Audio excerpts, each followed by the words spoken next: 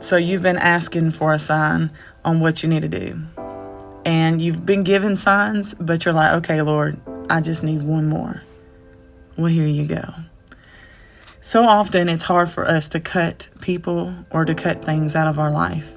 And the reason why it's hard is because you see the potential in that person. You know what it once was. You know what it meant to you. And it's hard to let it go because you're seeing all the things that it could be instead of all the things that it is. Well, I want to encourage you. Yes, it's great that you have a beautiful heart and you see what they can be, or you remember what they once were. But today you have to see them and see it for what it is. And you've got to deadhead it. You've got to cut it off from the stem all the way at the base so that new things that God has for you can grow. So you might be saying, what do you mean deadhead?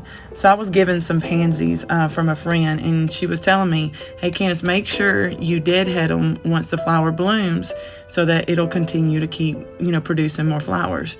Now, I didn't know what she was talking about. So I was like, Rose, what do you mean deadhead? She said, basically, once it blooms and now it's dying, you got to go all the way to the bottom of the stem and break it off so the flower knows to produce more. But if you don't break it off, it'll stop producing them and the flower basically will stop growing. But as long as you keep breaking off the flowers that are no longer blooming, it'll keep growing. How amazing is that? And how true is that for everything in our life? But how often is it that we don't deadhead the things that once were beautiful, but now need to be let go? And that causes us to stunt our growth, to stunt the new growth that God has for us, because we have so many dead things still attached to us, because we're trying to stay loyal to something for what it was instead of what it now is.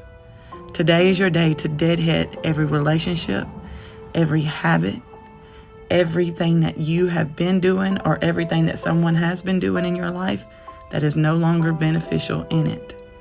I understand that you respect it because it was so beautiful in one season, but today is your day to still respect it, but end it so that God can cause the new things in you to grow from you.